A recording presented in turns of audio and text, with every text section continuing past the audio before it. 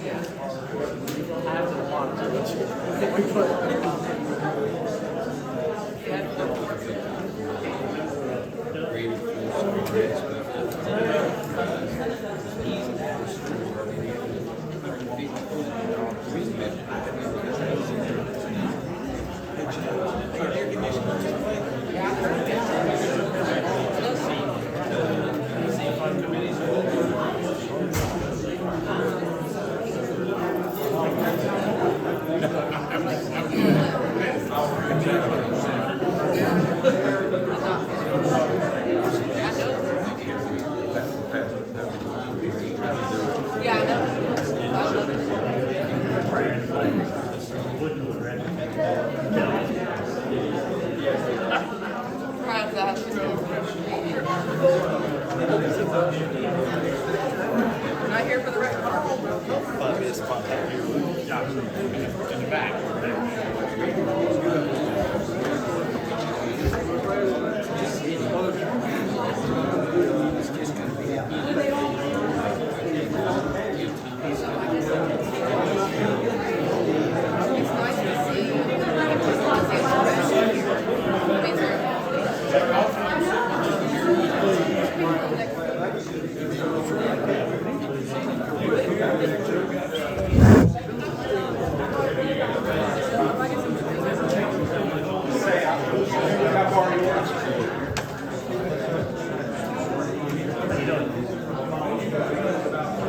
Are you liking it, brother? Loving it. How are you? Good, good. Good to see you. Has Joey not been visiting yet? Do what? Joey ain't been up at your house visiting yet? He ought to be bringing steaks up every around those, y'all. That's right. You should. I mean, he got to come through the city to eat.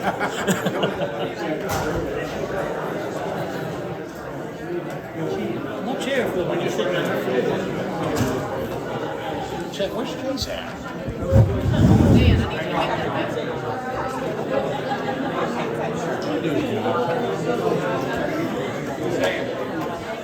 No, we ain't ready. Hang on. I think we're all right. I'm going to tell her. Did I just press that? That's perfect. And we're already streaming, so what you're doing is live. Oh, there we go. Don't knock it over. Perfect.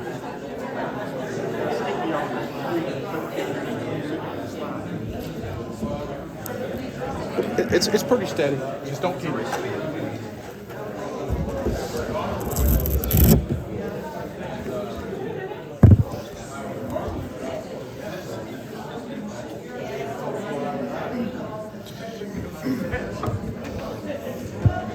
Wait for it to go. Wait for it to go.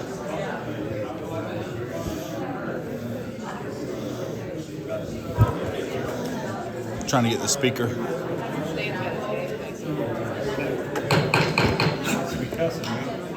And we'll call to order the city council meeting for May 10th, 2021.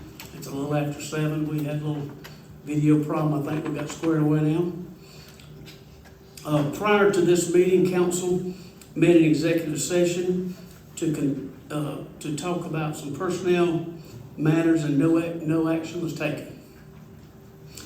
And at this time, I'd like to call on Councilman Moore for our invocation. Thank you, sir. Heavenly Father, we thank you for this day. We thank you for giving us this opportunity, Lord, just to let us come and represent the people of the city of Easley. Lord, we're so thankful to look out in this audience and see people that are concerned about their town and love their city, Lord. May we just do the best job we can possibly do, Lord.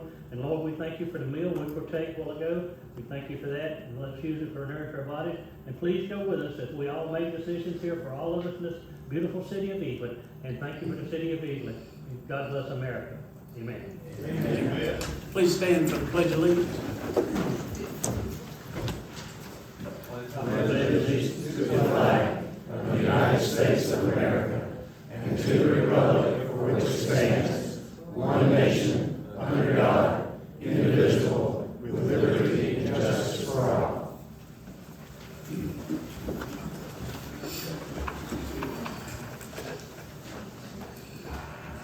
Are there any additions or deletions to the minutes?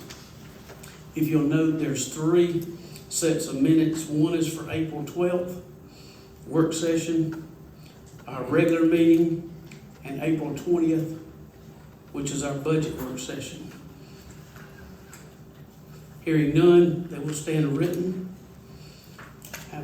Do we have any reports from council members? Ward 1. Yes, sir. Thanks, Mayor. First and foremost, happy late Mother's Day to all the mothers out there. We thank you. Secondly, as many probably know, Mr. Steese is moving on to Bluffton here in the next month, and I'd like to take this opportunity in public to say thank you for your service with the city of Easley, your guidance, direction. I've enjoyed working with you, and I appreciate everything. Thanks. Thank you, Steve. Ward 2, Mr. Dyke. Okay, I'll echo what you said, Brian, about Stephen Steese, who's been a good administrator for us for the last 6 years, and we're going to miss him, but we wish him the best in his new venture. The Public Works Committee meeting, we had a meeting 3 weeks ago, and the committee was made up of myself and Ms. Webb and Mr. Garrison here, and it was a very important Public Works Committee meeting, and items were brought up, and we're going to touch on some of those items as we go through the meeting here. But one of the things, one of the better parts of the meeting was that, and I commend the citizens of Easley, we had a cleanup day on May the 1st where volunteers within our community went out on a Saturday morning and went on the roadsides, the city streets in town, and picked up trash and garbage and stuff like that on that Saturday morning. And there were 91 volunteers that came out and picked up and cleaned up the city of Easley on the roadsides, and picked up 1 ton of items. And that may not seem like a whole bunch, but you know, if you consider it, in the morning, on a Saturday morning, made up of plastic bottles, plastic bags, and cigarette butts. So that's a lot of stuff to make 1 ton, so I commend the citizens. Thank you. Ward 3, Pat. Thank you, Mr. Mayor. Again, want to emphasize we will miss Stephen, and I appreciate all the help he's given me as I've tried to learn how to become a city council person. I also want to say thank you for the police effort with the Coffee with Cop that we had Saturday, then all of the cleanup that has been done, the scouts who came to help, all of the citizens who came to help, and I think it was just a very good cleanup day for us. And not to forget that we're going to try and set up a meeting with establishing a committee to look into the development impact fee for the city of Easley. And trying to get that set up. Thank you. Ward 4, Mr. Moore. Thank you, Mr. Mayor. First of all, thank you, Stephen. It's been fun.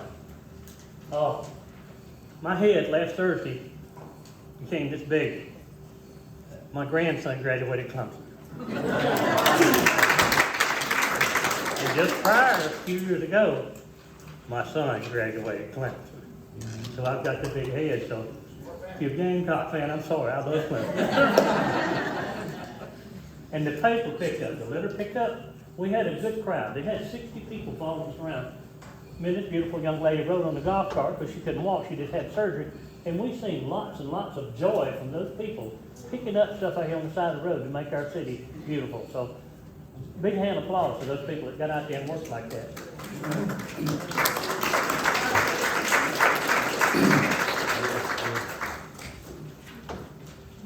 Ward 5, isn't it? Well, by the time it gets down to Jim and I, everything's already said and done.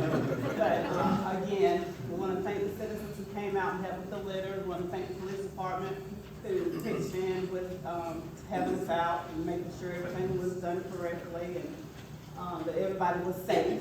And we want to thank those that came out for, we had the cops, donuts and coffee for cops.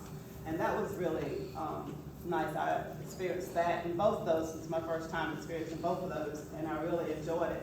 And Stephen, again, we're gonna miss you, appreciate everything you've done, and bless you. Mr. Robinson? Mayor Womack, Yes, sir. we've got several items on the agenda this evening related to annexations or rezonings. Growth is obviously a hot topic here in Easley. We're all struggling with how to deal with it. But I hate to tell you, on the front page of the Wall Street Journal today, there's an article about Greenville SC being an up-and-coming city for growth and jobs and so forth in the US of A. So there's more coming.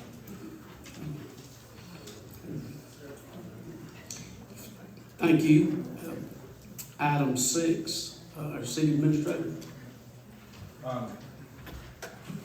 Just a couple upcoming dates that I wanted to make council aware of. First is May 31st, is Memorial Day.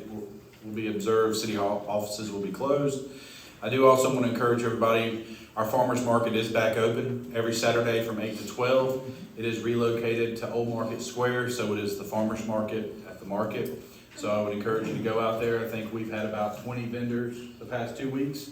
And last week you could have got a COVID vaccine while you were out there, and the week before you could have shredded. So there's something a little different every week. So I encourage you to go out and visit that. Last item I had is just to thank council. Thank y'all for your kind words. My last day will officially be June the 10th, and I will be, as Councilman Garrison said, I will be taking the town manager job for the town of Bluffton, and we'll be relocating down there and start there on June the 14th. So I just want to say thank y'all for the opportunity. Like I said earlier, thank you for taking a chance and hiring me, and I appreciate it. And I think we've done a lot of good things the last 6 years, so thank y'all. Thank you, Stephen.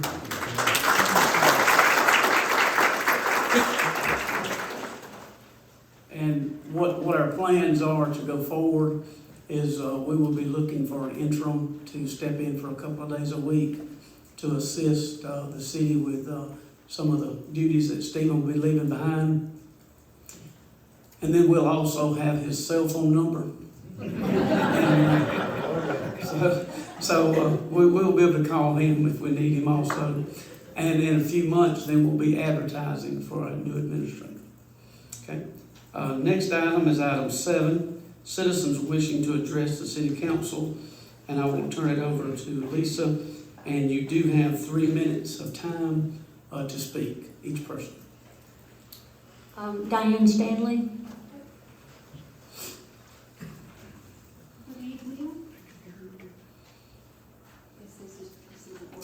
Is it on?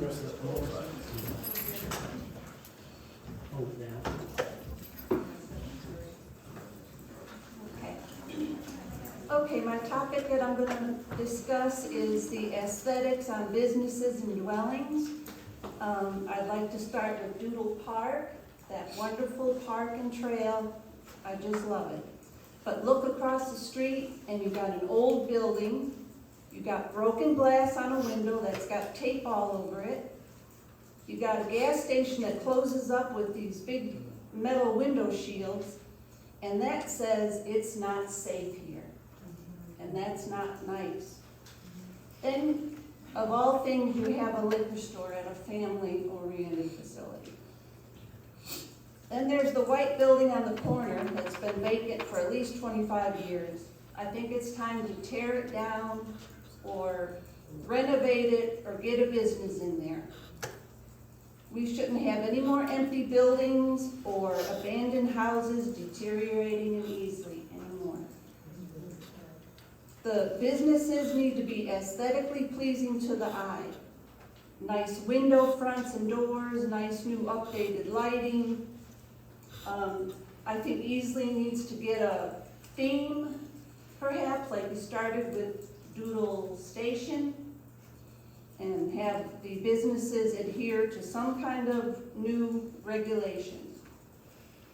I think Easley could use a water park, a little water park for children, just with some fountains that jump up and down, the kids could play in.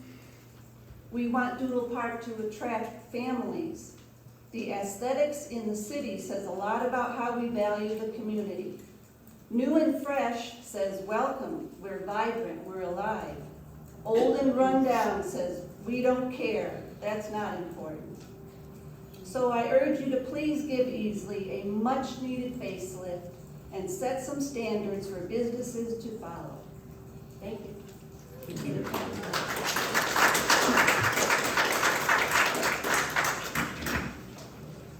Jeff Cooper. Don't hurry, I always run past 3 minutes, I'm gonna quit. I told Steve personally, I'm gonna tell him publicly, thank you, Steve, for your leadership. You've always been point on, spot on, and you're accurate with all your facts and figures, and may God bless you and your family as you go to your new assignment. As I was trying to think about the moratorium that I'm asking you to consider, I had to put it in terms that I understood. Butch, Tommy, Chief, you'll understand this, pre-fire plan. I spent 41 years in the fire service, 8 of it was in East as a volunteer under Chief's guidance, and we pre-fire planned. That was our plan. When we went to a particular fire, we knew what we were going to do.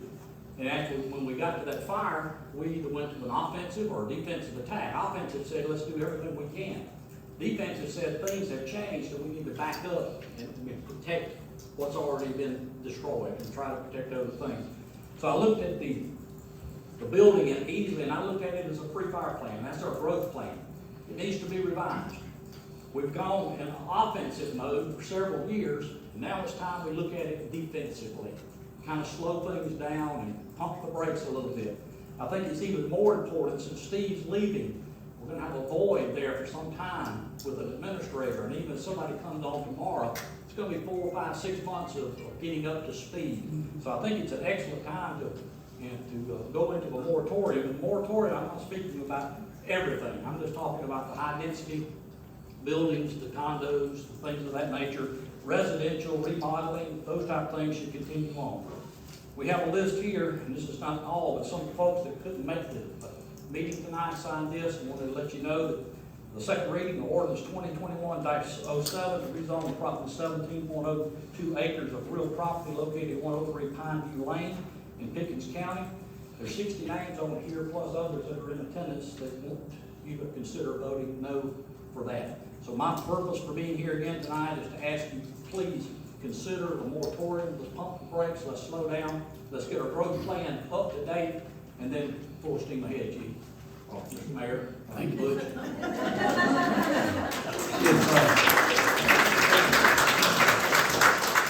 If you want to leave those names with Lisa, she can include them in with the. Nancy Mulwady. I want to thank you for allowing me to speak tonight. I have many concerns regarding development, traffic, and parking. Traffic conditions. It's very difficult to exit safely onto Brushy Creek Road from Pineview Drive.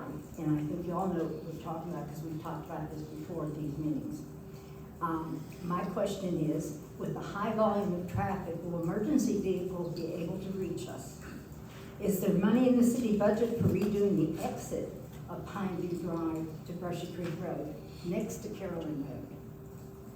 SCDOT needs to put another traffic counter for that section of the road. And not just for 1 or 2 days, but I suggest 2 weeks and when school's in session also. And I would like to suggest that we petition, or whatever the process is, regarding the placement of a light on Wimberley Lane and Brushy Creek Road.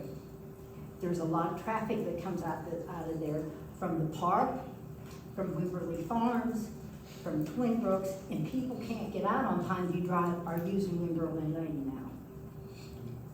Before you make a decision about changing zoning, do you consult the sewer treatment supervisor? And I think you told me that you do.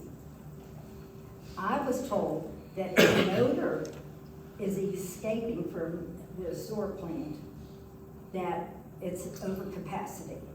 And I know people who live in Hickory Run, they say that it smells awful when the wind blows their way. And what will happen to the pump that is located on the property of 17 acres on Pineview Drive that is on the agenda tonight? Will the city take care of that pump? There's a sewer pump there, has a meter on it, and it's on the Wimberley Farm, or Wimberley Road side. And sometimes it has overflown too with sewage many years ago, not recently, but many years ago. I also encourage a moratorium on building, especially on the Brushy Creek side of 123. And I certainly think that impact fees deserve some consideration also. What about the green space? Isn't the city of Easley concerned about all the extra cars that we would put into the city limits by approving all this really, really large development? And what about the birds that live in the trees? We have affiliated woodpeckers behind Twin Brooks, between the park and us. And I would hate to see them destroyed if you cut down any more trees. A while back, we were rated pretty low for air quality in Easley. A few years back, I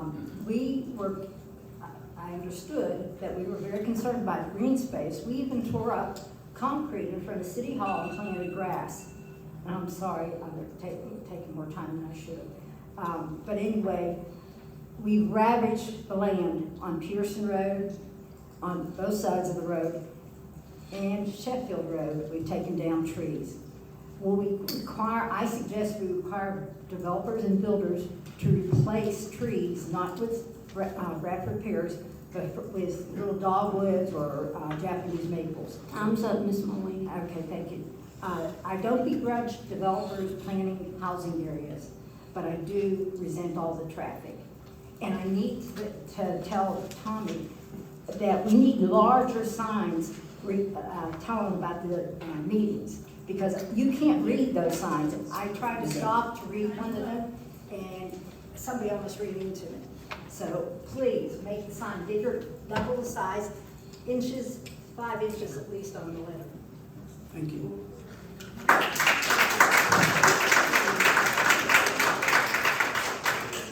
Sylvie Petrilla, is that how you say it? Yes. Thank you. I just thank you for allowing me to speak, and this is my first time. I'm not really a speaker, so I am a resident of Cobblestone subdivision on Couch Lane, and less than a month ago, a flyer was passed to us in that subdivision to tell us that there is a petition for annexation into the city of Easley for the parcel of 15 plus acres on Couch Lane. It's right across the street from where we live.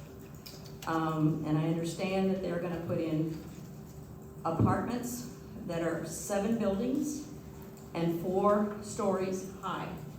And these are apartments, these are not homes. So we will have coming and going and all kinds of stuff going on in an apartment building. And I know that there's an apartment building behind Walmart's, and I passed by there and went through there the other day. It's a mess, and it has not been up there very long. That means that 224 apartments are gonna be in there, and the trips on Couch Lane apparently will increase by 1,650 to 2,000 vehicles per day. And then it will take 4 years for that to be completed. So if there's an issue, which there is an issue on the roads, all of the roads, Couch Lane included, and all those connecting are single lane each way. I can't even imagine what that's gonna do in that area. And we're just a few blocks off of 123 where Jimmy's is. And we're always 3 or 4 lights behind in getting across 123. Right now, this is before this is being done. So we are asking and hopefully to have a impact study on that whole area with the roads that are connected to that road. I'm hoping that's included if this gets passed on the annexation. And especially the impact study should be done on the roads, the traffic, the police, the fire, the EMS, the sewer system. And also in that area, we need to see what the capacity is of the schools. Are they full now, or are we gonna have to put more schools up? And that's gotta be considered. We're asking to pause and to enact a moratorium on the building projects until a comprehensive plan can be approved. We need to put a halt on it until we can figure out where we're going. And I have 3 words that are very important to me: peace, the foundation, and the future. And peace centers when all things are rightly ordered. The foundation in the book of Hebrews says, Abraham looked forward to the city which has foundations, whose builder and maker is God. Have we asked God about these projects and all of these buildings? Now is the time to begin a new plan. Where are we now? What must we do for the future? Oh, I'm out of town already. God has blessed us with many gifts, and what are we doing with our gifts? The master plan, I understand from 2015, hasn't been checked, hasn't been updated, and here we are in 2021. Is something going to be done about this? Okay. Time's up. Okay, I appreciate that. Thank Before you. any construction begins, please think about the future. The children that may be coming, the elderly who live a lot longer now today. In our subdivision, we have a lot of us that have been there for 20 to 30 years. And we're facing that across the street from where we are. Thank you. Thank you.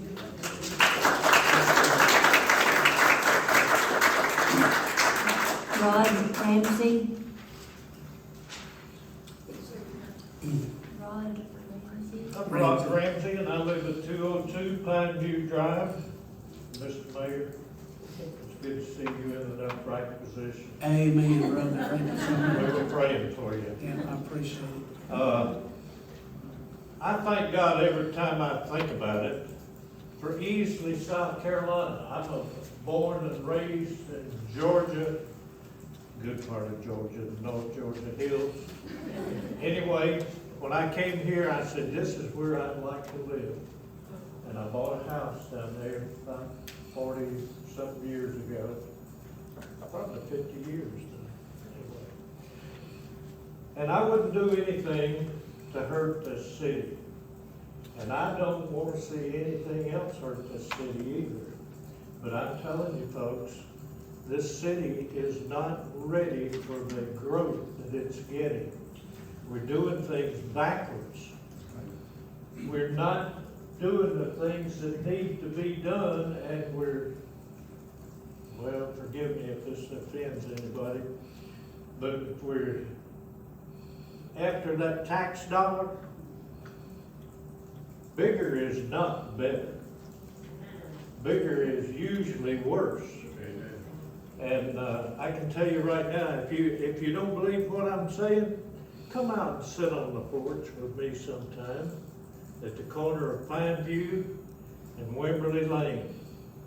We have drag races there all the time. When the line turns, when they get stopped, then they start off wide open. And by the way, Mayor, I would love to have some speed bumps down through there. But anyway, we do not need any more automobiles. And I wish everybody could live in Easley. But don't abuse it with the growth. And like I said, consider this. Growth is not good sometimes. If it's not ready for it, we are not ready for the growth. And it's terrible. I tried to get into a lane to turn yesterday, I think it was. And the end of the lane that was coming toward me was so steady and everything. I don't know how long I sat there, trying with my left turn blinker on, trying to get across Brushy Creek Road. It's a mess, folks. It's a mess. If you don't believe it, get out and look around you. And you're gonna see apartment buildings everywhere. But you might not be thinking about all the extra costs that it's gonna take. that means that I don't get the bumps in the roads straightened out. I still have to drive on all those old roads and everything, and traffic. And I'm right there at the elementary school. Boy, if you got a doctor's appointment, try to leave about an hour early, if it's just uptown. If it's further than that, you've got a problem. Like I said, I wouldn't hurt Easley for anything. This is my home, and this is where I'm gonna stay until McDougal's and all these other folks that run funeral homes comes and takes me away. Thank you, Rod, I appreciate you, brother. But I got my ticket. I heard that. I'm out of here.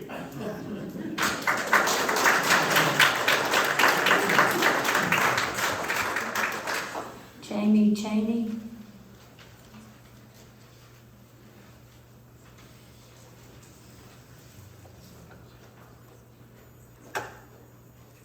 Hi, my name is Jamie. I live 200 McBee Avenue. I moved here 3 years ago, and just like this gentleman said, absolutely love Easley. And I am excited for the growth, but I really want it to be done in a responsible way. I have 2 children, and I would love for them to love to come here when they grow older. So some things that I think are really important when we talk about responsibility is how is this going to impact our police department? Right now, for every 1 police officer, we have 456 citizens. If we are growing, do we know how many citizens are coming and how are we preparing our officers? Another issue, obviously, my biggest issue is the schools. We've known since 2012 we need a second middle school, and you know, we need to be talking to the school district. What are you guys doing? Like, hello? And then another thing that we need to talk about is the roads. That's very concerning. I live off of McBee, and a lot of people cut through McBee Avenue to get over to South B Street and go over towards Publix. I mean, they speed down that road. It's a fun hill. Everybody goes that hill. It's great. But I see them come down that hill and they're flying, and my kids are in the front yard, and that's very nerve-wracking. So if that's happening over my way, what's going to happen to all of the roads? And have we talked about sewage, water? What's the impact there? I just really want us to slow down. Fast growth is not good growth. And if we could just slow down and talk to the citizens, talk to the parents, talk to the schools, talk to the seasoned citizens who have showed me how great this town is, and find out what we all want, because nobody doesn't want growth, but we want the people who are moving here to be successful. We want them to love living here like I've loved living here. We want their kids to have a good future. And right now, with 60% of our children failing to meet the South Carolina standards, we're setting up our own youth for failure. So please consider a moratorium today, so that way we can just take a break, slow down, catch your breath, and really capture the essence of the city. Thank you.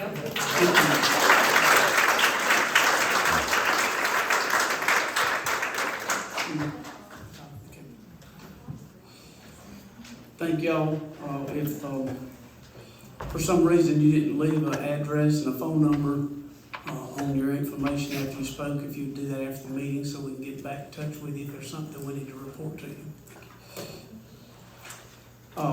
Number 8 on our list is unfinished businesses, ordinances, second readings. The first one is A, ordinance number 2021-06 to annex approximately 9 acres of property located at 117 Wimberley Lane. Do I hear a motion? Motion to bring it to the table. Second. Ready for me? Go.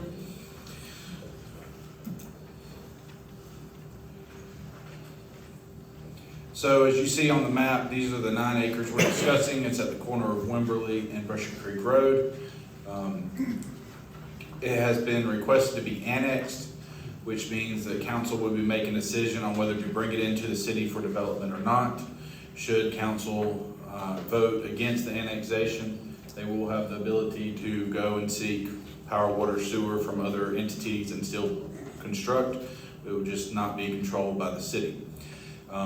They have requested it be zoned a flexible review district with intent to build an independent senior living for 55 plus. They're looking to build about 60 total units with 1 to 2 bedrooms. Planning Commission did approve in March. Council did approve last month at first reading, and second reading would be tonight, and if should council approve tonight, the annexation and the zoning would be complete. Tommy and I can answer any questions that council may have. My understanding, Steve, this is senior living. Correct. That would not affect the school in any way, because seniors not going to be going to the school. If they limit it to seniors, more than likely it would not have any impact on schools. And travel would not be as great, therefore, if some of it does not drive, travel would not be as great to impact traffic, like I think it would. If they do drive, it's gonna be dangerous. If we make you move, right? Stephen, do we have the layout of what these buildings Yes, look sir. like? So what they have proposed is 3-story living unit that would look like this. This is an example of what they've done other places, and this is what they have proposed for their location.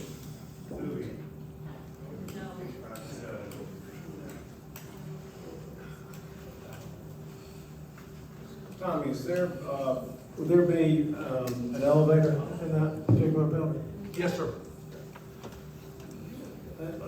And I will add that any demand for power, water, sewer must be satisfied prior to requesting.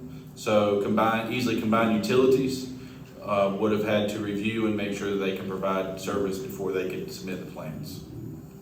And the city of Easley itself, from my understanding, does not control combined utility. No, sir, they have their own 3-person elected board. They're actually meeting right now. Let me, if you don't mind, I want to touch on something some of our residents spoke about. It all ties in, but we get it. Trust me. I was born and raised here too, and I wish it were like it was back when I was in high school. Sometimes I realize that's not going to happen.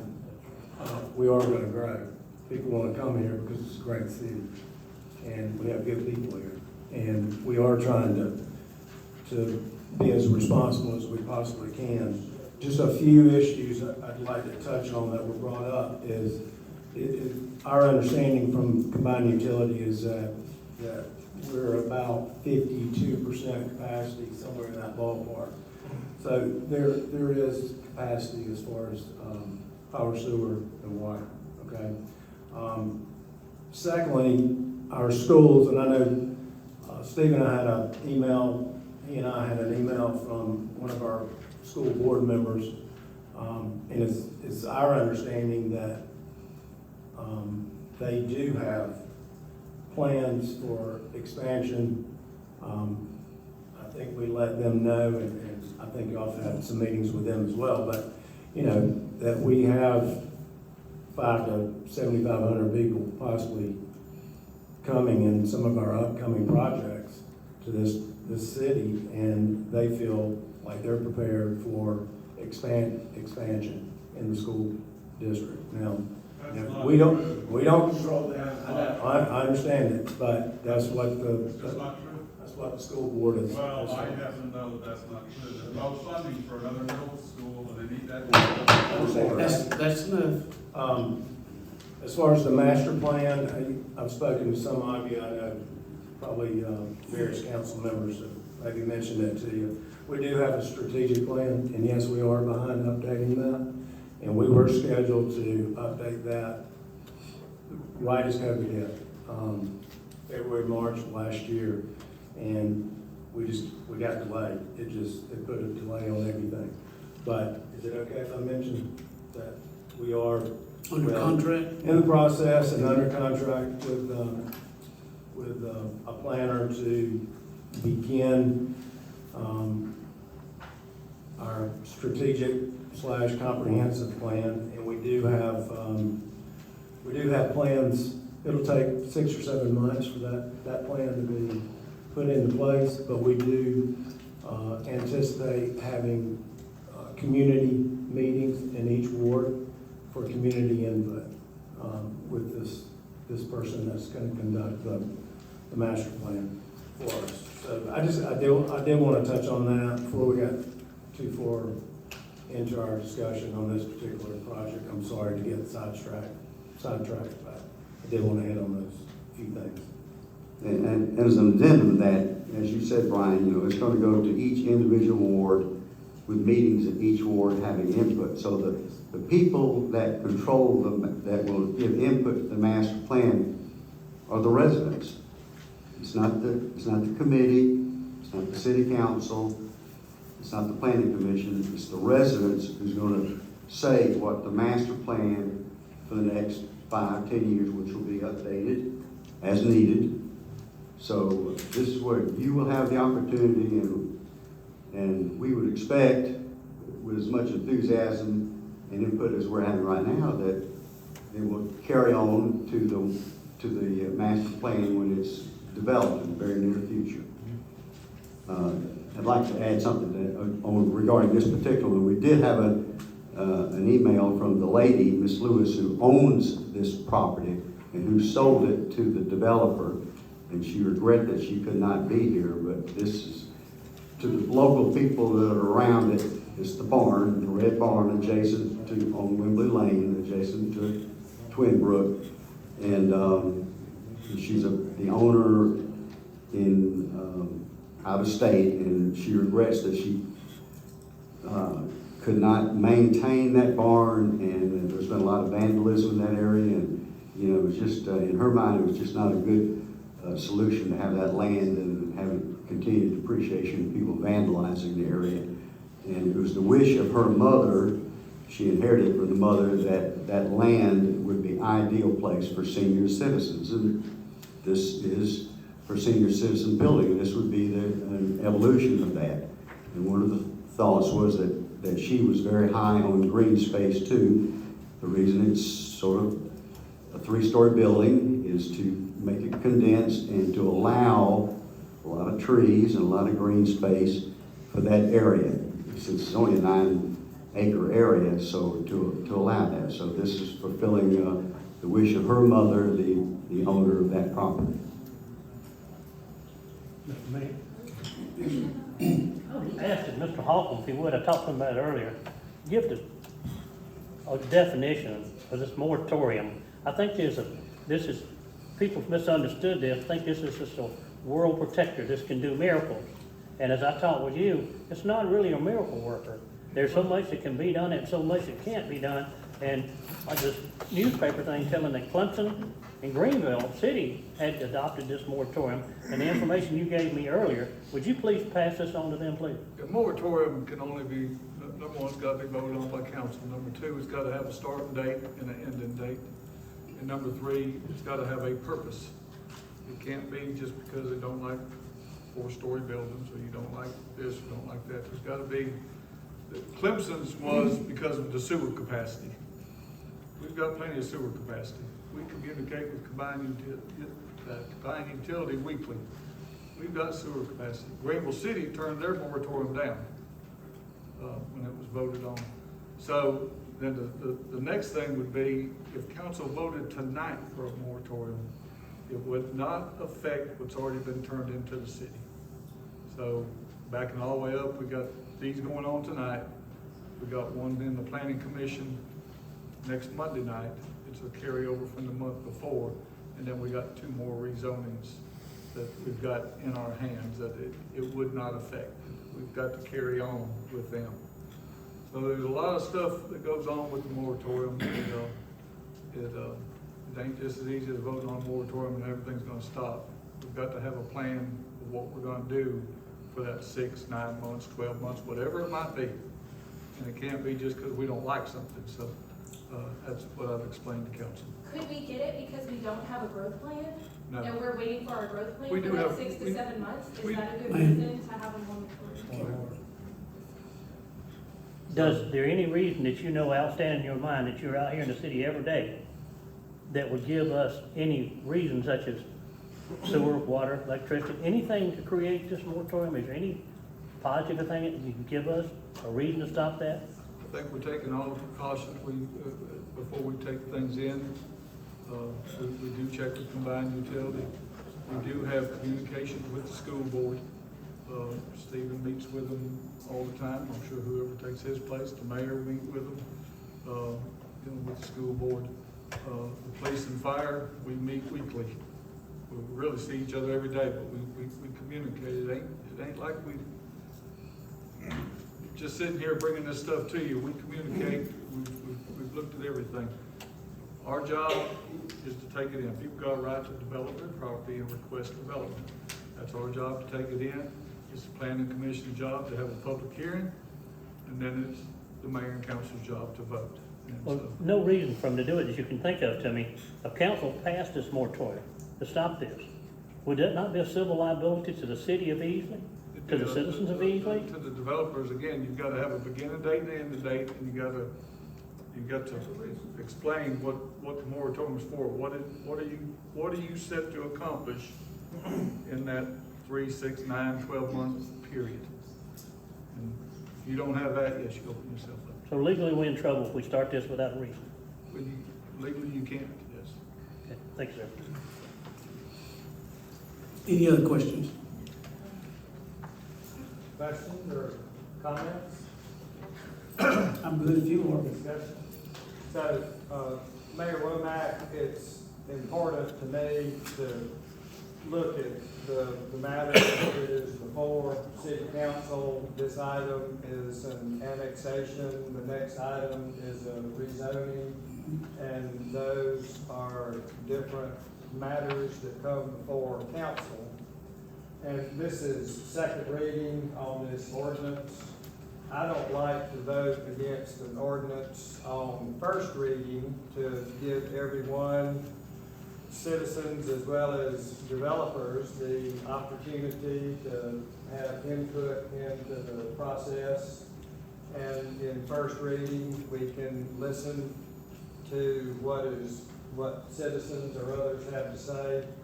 And I voted in favor of this ordinance on first reading, again, because I don't like to kill an ordinance on the first reading, but here we are with the second reading. And I think that city council is starting to listen to the concerns of our citizens. I think that we need to do that. And we are in just the initial step of reviewing and revising the comprehensive plan or the master plan that will help us plan for the growth that is coming here, whether we like it or not, folks, it's coming. And what I want to see is us to plan for it and control it to some degree. I don't want to shut the door on development. I don't think that's good for the city of Easley. But the way it comes before us this evening, it's gotten to the point of a yes or no vote. So I'm ready to proceed with that. Thank you. If I might, Mr. Mayor? Sir. I'd like to remind everybody here that and I don't know how anybody else will vote, but if we vote to deny the annexation and zoning, then that does not stop the project. This project will simply be built within the county. We will still have to provide fire service for it. We will be closest with the police service for it. Easley Combined Utilities will provide water, sewer, and power. So if we decide to say no, it does not stop this issue. If we annex it, we will be able to regulate to a higher standard because our regulations are higher than the ones in the county. And we will be able to serve it more appropriately with fire and sewer. And I beg your pardon? And the police, yes, I beg your pardon, officers. So it is to your advantage at this point to let it into the city and tax it, rather than it's still going to be built, and it will be built in the county. Do you think these developers care one bit about us? Any other questions? The police would have, like you said, the police would have no jurisdiction if we don't annex this into the county. So if some crime did go on there, they would have to wait. And I think you will find the response time to check our city police, and the response time of the Pickens County Sheriff's Office is much greater. You and I both have worked there. We know it's much greater. Because if a crime committed, it could take 45 minutes. The depth to get there. I think our response time is 3 or 4 minutes. And that's a lot of difference. So I feel like it would be better protected by our police.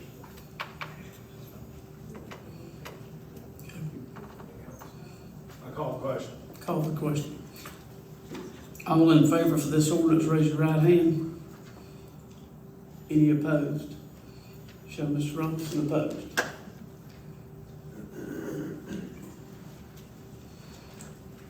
Item B, ordinance number 2021-07 to rezone approximately 17.02 acres located at 103 Pine View Drive. I hear a motion. So moved. Second. Second.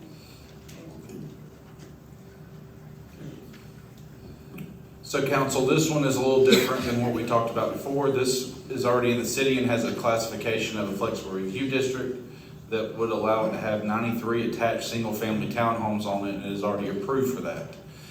This was approved by council about 2 years ago. This one's a little different in that we have a new developer that has bought, or new owner that has purchased the property and is now asking to reduce the density from 93 units to 74 single-family detached units from 93 single-family townhomes. Should it be denied, they can still build the 93 single-family, the townhomes on the property. The rezoning would restrict it so that it would have to be single-family homes. This is the first time we have had an FRD that has come for reclassification, and this is the way the FRDs work. Once they change the type or density or anything that is considered a major change, they have to come back through Planning Commission and the council for 2 readings to allow input. So Planning Commission did approve at first meeting, at their meeting. Council did approve last month, so it's to council for second reading. Should council approve it tonight, it would change the classification to the 74 single-family residential detached units from what it is now and be approved.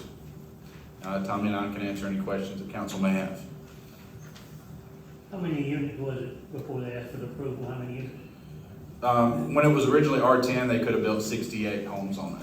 And then when they changed it to the FRD, how many units did they plan on? They originally went to 93 townhomes, and now they're asking to go back down to 74 detached. So we cut single family. 20 homes.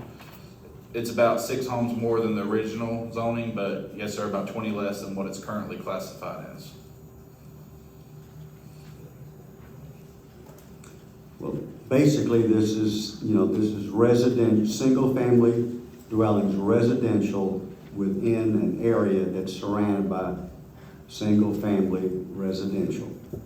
So it's for possibly an expansion of the existing subdivision. The downside and the pushback, rightfully so, is that such beautiful, beautiful green space within Easley. And these are very mature trees, 30, 40, 50 years old. A beautiful area that the Garretts had landscaped many, many years ago. And so that's the downside. But considering where we were, what is the potential, which would be townhomes, which would just about take about everything out of there. This is, and you'll be coming back with residential homes that will be very nice homes that, I'm not a real estate person, but I'm sure this would appreciate the values of the surrounding homes in that neighborhood. Have we got a picture of what this is going to look like? Oh, excuse me. Okay, it's already. If you see if you look at it closely, the backside of the bordering trees that's bordering the existing residences there now, to the best of their ability, I talked with the builder about this, and they're gonna leave those trees intact. So there's gonna be the large mature trees, the green space that's bordering the area, and they're gonna be intact. And the builder also said, well, when you come in and you build in these lots, they're gonna have 2 trees in every lot. Now granted, they're gonna be small trees, they're gonna be dogwoods and crepe myrtles and stuff like that.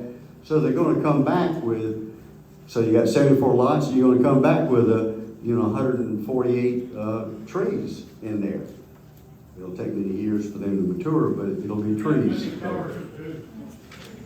It'll be more cars in there. You're right, Mr. Ransom. There'll be more cars in there, and so traffic is an issue, as we all know. And one of the options that Ms. Mulwinnie talked about was that street that's coming out there in Pineview, and so we're looking at that to help improve that. Plus, long term, the red light area.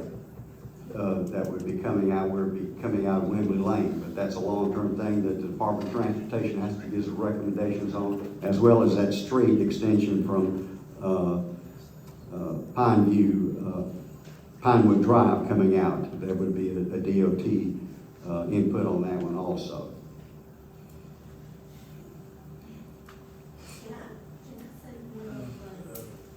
No, I can't.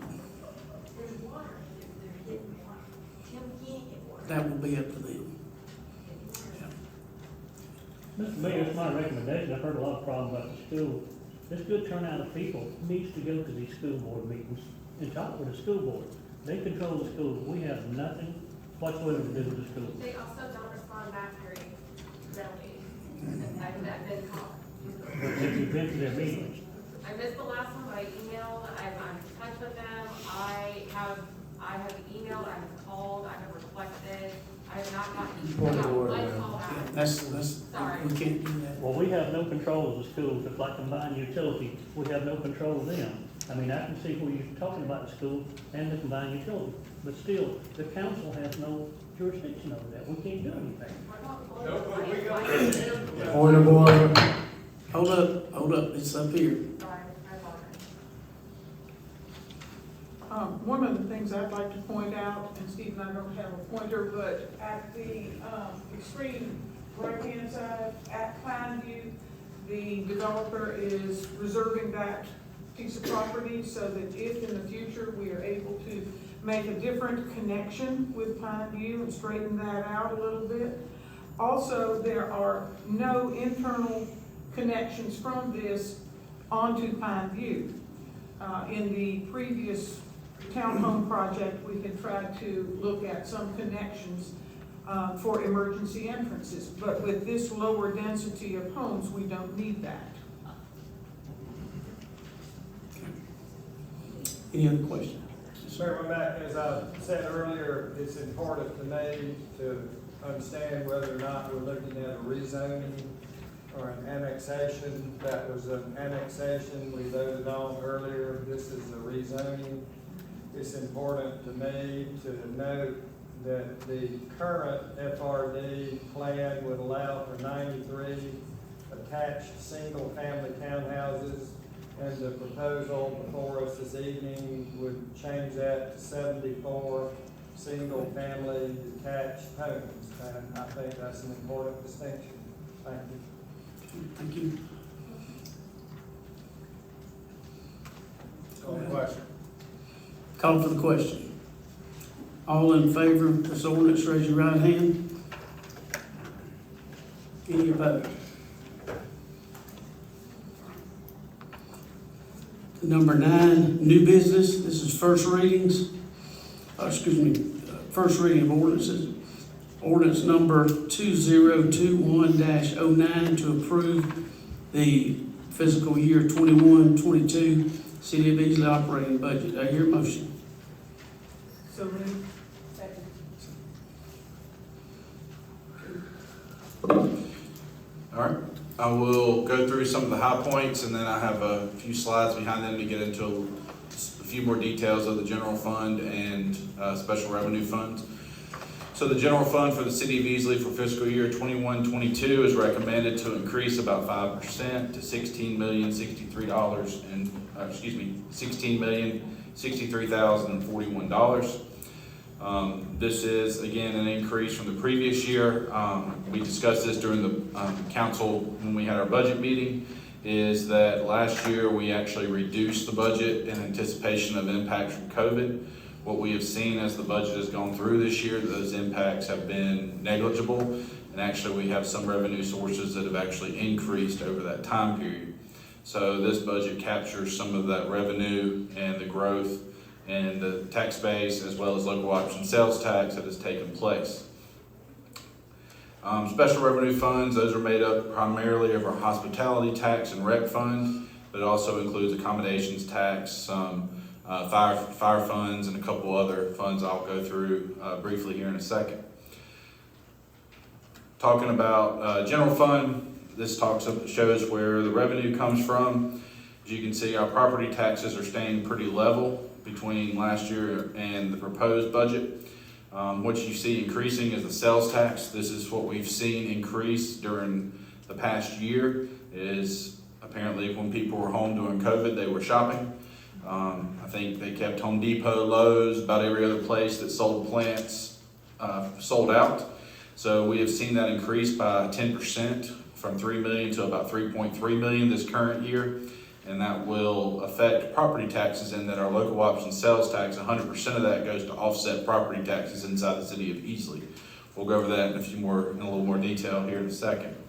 We're also seeing increases in our license and permits. Those are coming from building permits as well as business licenses for the new businesses that are opening, and also for the increase in sales that we're seeing from the businesses.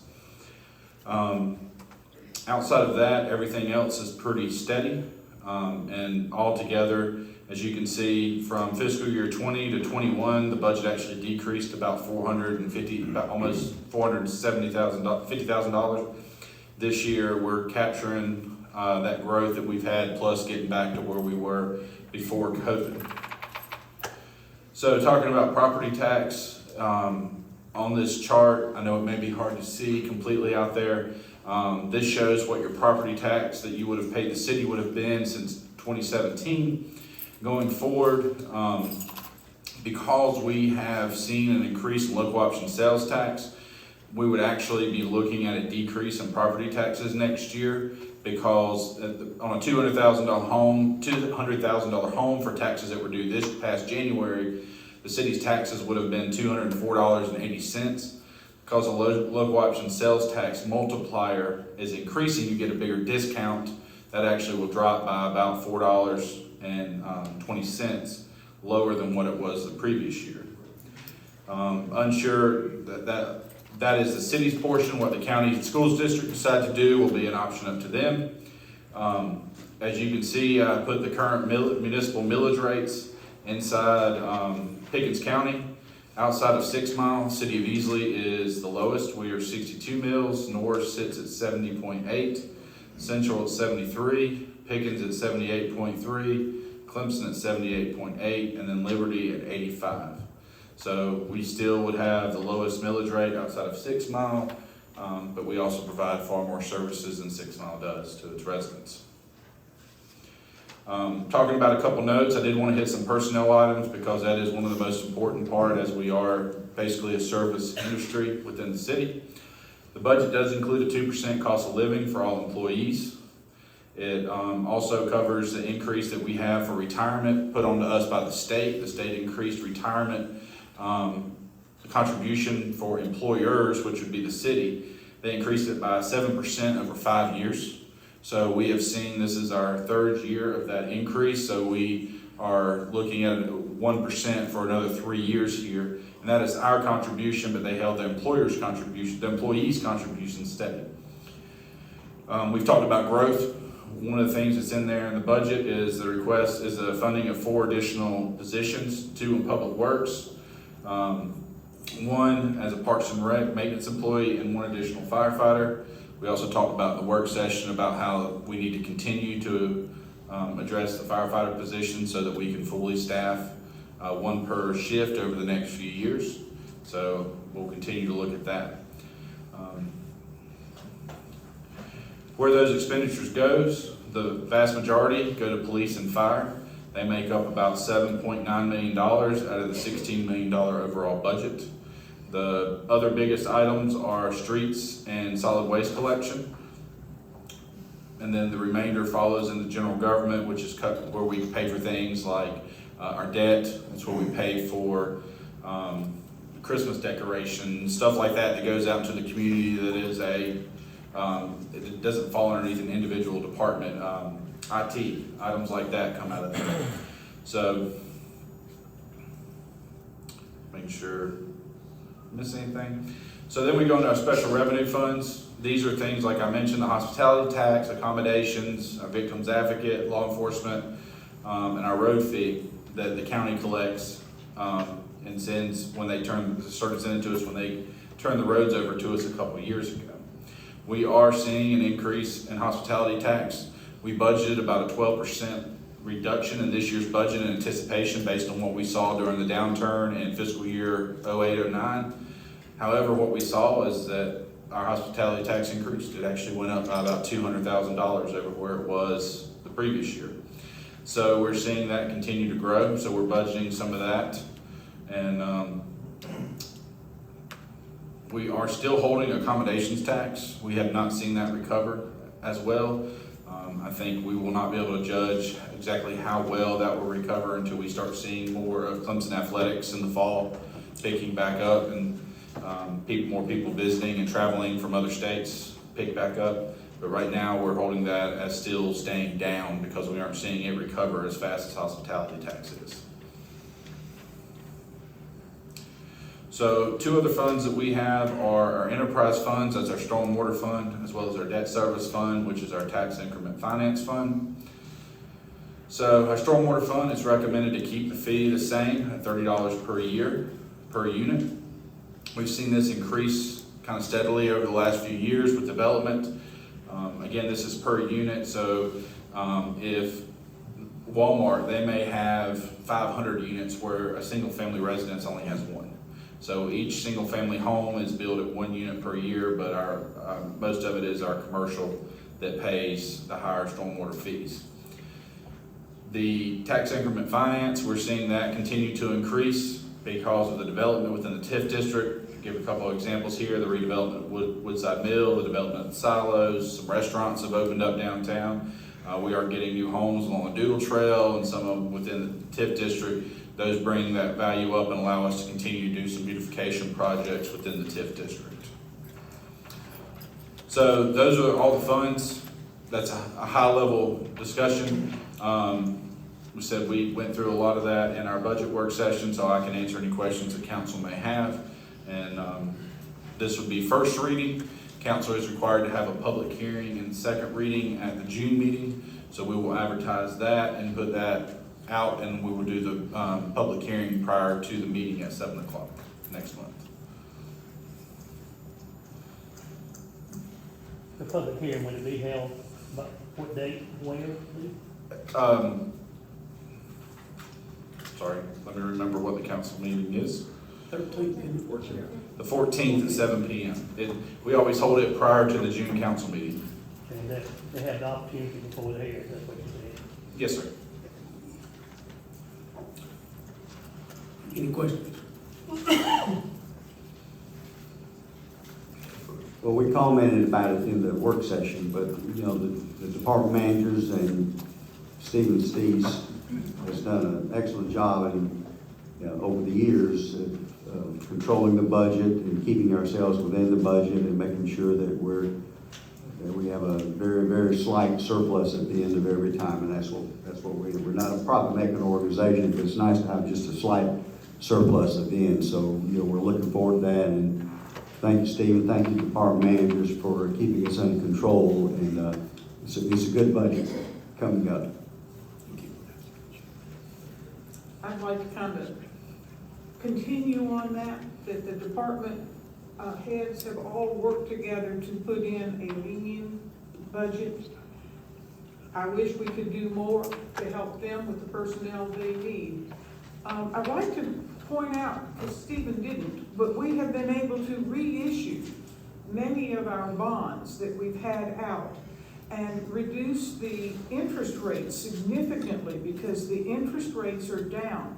And Stephen has studied that and brought it back to us that we could cut our the interest rate on all of that outstanding debt. And that's saving quite a bit of money, as much as $70,000 a month. Year. I wish it was. I call for the question. Call for the question. Everybody in favor of item 9, the 21-22 city budget, raise your right hand. Anybody opposed? It carries. Item B, ordinance number 2021-10 to amend 50.15 solid waste collection for the city of Easley. Do I hear a motion? So moved. Motion. Who's second? I made the motion. Terry second. All right, so one of the things that council did at last month's meeting is y'all took 3 actions. The first was we had a second reading of a budget amendment. We had approval of financing, and then we also did the purchase of 10,000 roll carts to start providing roll carts for trash collection for the city of Easley. So that was a pretty busy meeting. We are now at the point in May, June, where we're ready to begin starting to inform the public about the transition to roll carts, as well as adopting rules and using roll carts for collections and transitioning from curbside bag collection. So what council has in front of you is a recommendation to amend section 50-50.15 of the City Code of Ordinances to address how we will begin collecting trash once roll carts are delivered. There are a few items that are outlined. I'm not going to get in the weeds on those. I'm going to hit the high points. The first being the general use and conditions. This is just going to talk about what can go into the cans, what can't go into the cans, how it has to be, whether you'll have to bag stuff, just some items like that. The next item is placement for collection. This goes over, when you can place the cans out, just like you do your trash now, how it has to be placed, that will only pick up what's in the can and not things sitting beside it, as well as not place them inside, around obstacles where we can't reach them, because should council continue the transition with the cans and move to an automated armed boom truck, we need to make sure they're not putting them behind a bush or next to a mailbox where we can't reach out and grab them. The other is additional cans and fees. So should somebody want 2 or 3 carts at their house, the first cart would be provided by the city as part of the service. The second, maybe it would be an additional fee that council would choose to charge per year. Third would be an additional charge that council may choose to would determine per year. The way we would do this is the same way we do alarm fees. We would bill them once a year for the whole year, and then should somebody not pay, we'll just pick up the additional can and just provide the single can form throughout the year.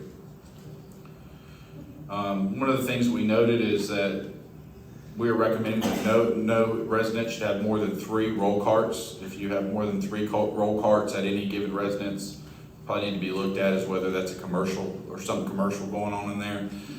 There may be some special circumstances if we're doing something for, say, maybe a halfway house or disability special needs where they may have multiple people, but we can look at those individually. But for generally, there shouldn't be 4 or 5 trash cans at a single residence. Talking about can replacement, so if they get damaged or somebody runs over them or whatever happens, about how they can be replaced, as well as collection assistance. This is one that we talked about. We have people that can't bring their trash to the road now. We actually go and pick it up from behind their house. So this was just continuing that service where if they're disabled or let's say they have their hip replaced, or they have knee surgery and they live alone and they can't take their trash down, we would, they would be able to call, and we'd create a list and track for how long we would need to collect their cans for them. The other thing is we are going to start with a limited number of 48-gallon cans, which are half the size of our standard issue cans, so that if you have somebody who's a senior who may produce 1 or 2 bags of trash a week, or an individual, they may not need a full 96-gallon can, and it may make them able to actually take it down to the road if it's smaller and weighs a lot less. So there's some things we'll have to start, and if that becomes a bigger request than what we currently ordered, we can continue to replace those each year with the budget. So that is what is in front of council.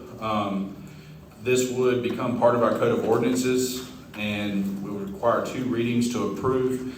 We wanted to run through the initial reading this month so that we could finalize it in June, because the goal is that in the middle of July, we'll start distributing the roll carts to each household. We want to have a set of the rules and guidelines to deliver with each trash can, so that every resident that has one knows what can and can't be done and what the rules are and all of that going forward.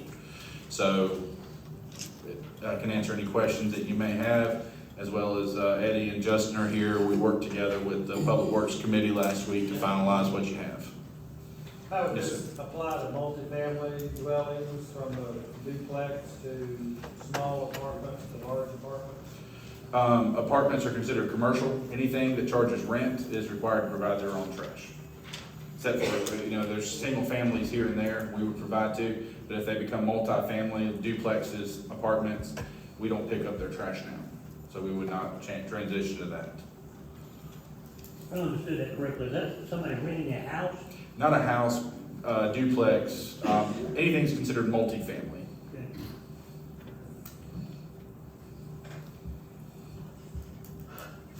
All the questions?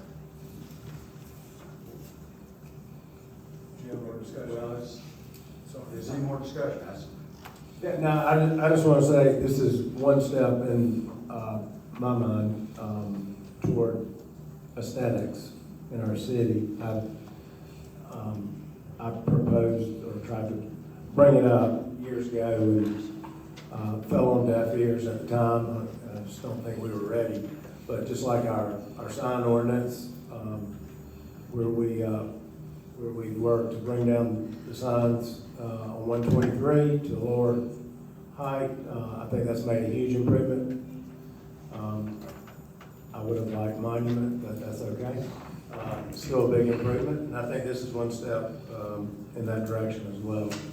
I just seeing trash bags on the side of the road is just not attractive.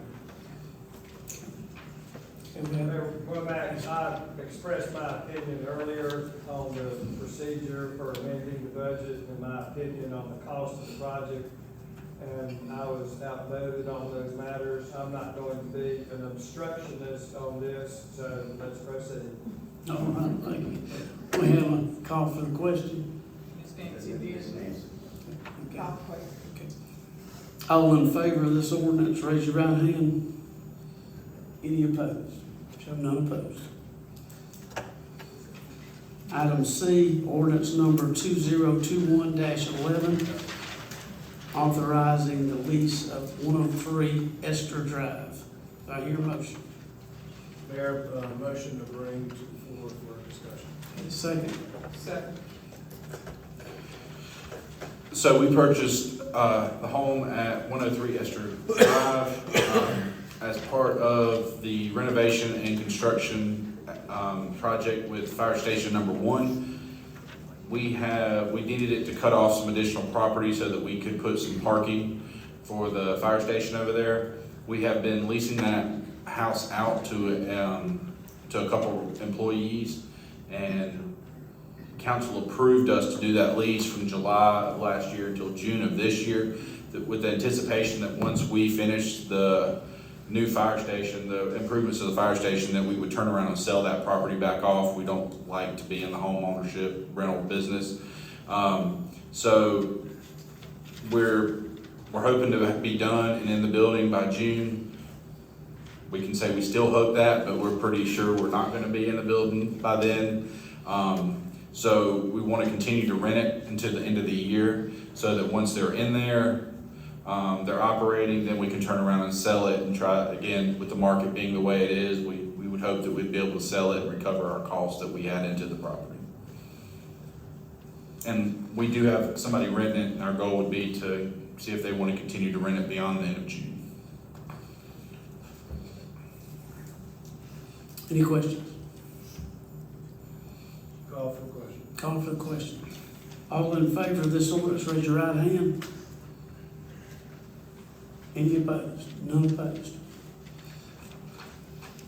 Item D, ordinance number 2021-12 to approve a quit claim of portion of the city of Easley right-of-way to RKD Holding. Do I hear a motion? So moved. Second. Okay. All right, so this is, we're dealing with like hundreds and thousands of an acre here, so it's a pretty small property. But what you see highlighted in green is property that is behind the amphitheater in Old Market Square. We have a sidewalk that runs around there, and this is property between the sidewalk and the edge of two buildings. They have asked for the city to deed that property to them so that they can connect those two buildings without having to go across right of way, so they'll have property they own to be able to connect them. In exchange, the parcel in blue is a part of a public sidewalk that accesses the back of buildings. They actually own a portion of that, and they're gonna quit claim that portion back to the city so that we have the entire sidewalk, and we would deed to them the grass area between the sidewalk and their building. So we're talking 432 square feet would be what the city would be quit claiming over, and in turn, we would be quit claim back 56 square feet. So the mayor and I can answer any questions you may have on that. Again, this is first reading, it would take two. Call for the question. Call for the question. All in favor of this ordinance, raise your right hand. Any opposed?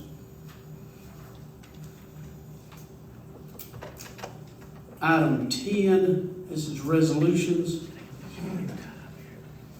A, resolution number 2021-13 to designate May 19th through May 15th, 2021 as Peace Officers Memorial Week. Do I hear a motion? So moved. Second? Second. And I'll ask Ms. Nancy if she would present this. She is the chairperson for this committee.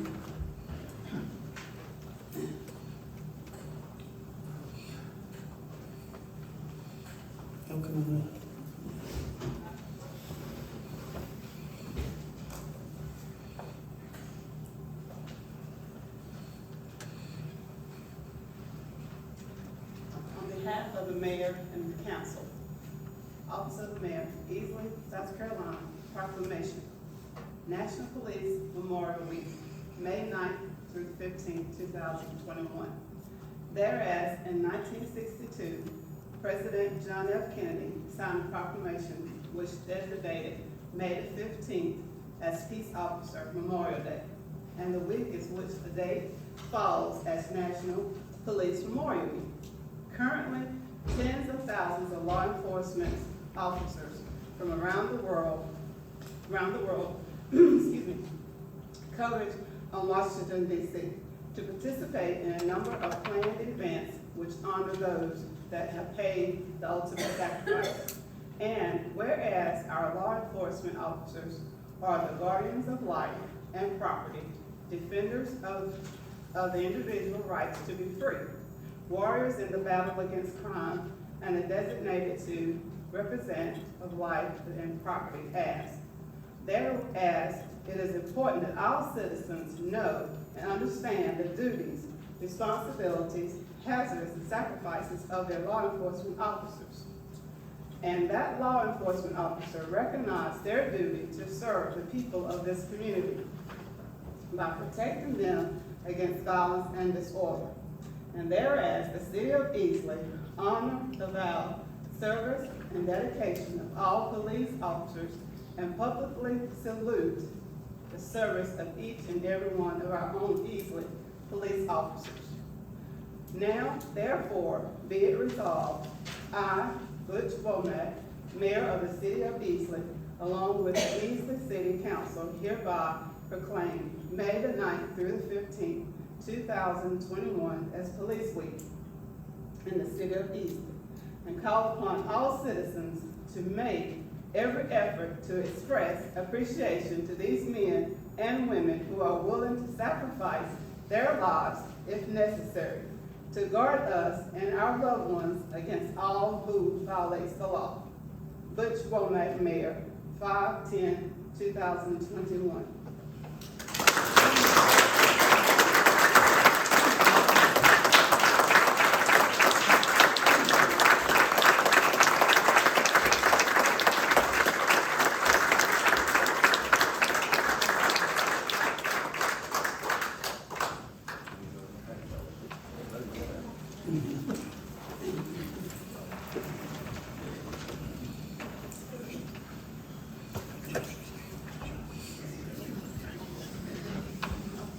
Mayor, I call for the question. Okay. All in favor of this resolution, raise your right hand. Any opposed? Resolution number 2021-14 to award the bids to complete stormwater culvert repairs on Dogwood Lane and South Second Street. Do I hear a motion? Motion to bring it to the table. Second by Nancy. All right, we got a little deja vu here. We did this last month as well. So, we did work with the Rozier Group to design and bid these projects out. They did close on April 29th and we received 5 bids. The initial recommendation from the Rozier Group was to award to Howard Contractors. And doing their due diligence and preparing everything, they found that their state license was expired, made them non-responsive. So it has been recommended that we award to the next lowest bidder, which is AOS Specialty Contractors. It will increase the anticipated cost by about $100,000 over both projects. However, we did receive grants totaling $776,000, so we are still way under what we received for grants, so the project still will be covered 100% by grants. The resolution also now includes a clause that should something come up with AOS, we can continue down to the next lowest bidder without having to come back to award each time. Also, AOS did file a bid protest and it was found to be valid, which as we found out, they actually filed it after the letter came from Rozier Group. So should council approve tonight, we will move forward with awarding to AOS Specialty Contractors and again look to move this project forward and get both these roads repaired and back open.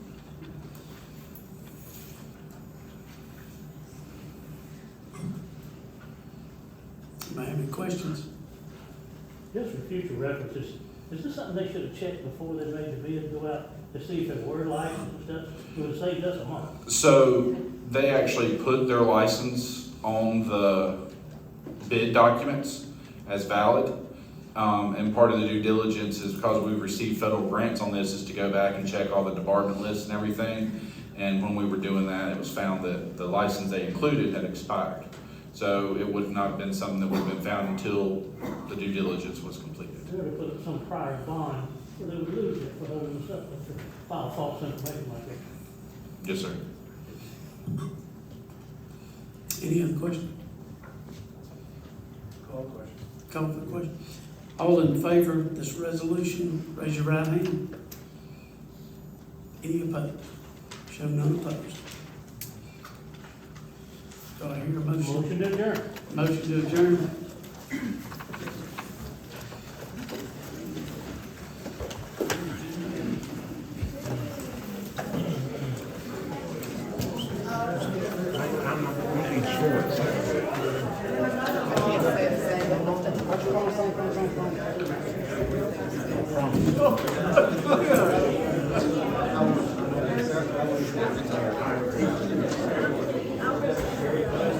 I'll let. How are you, sir?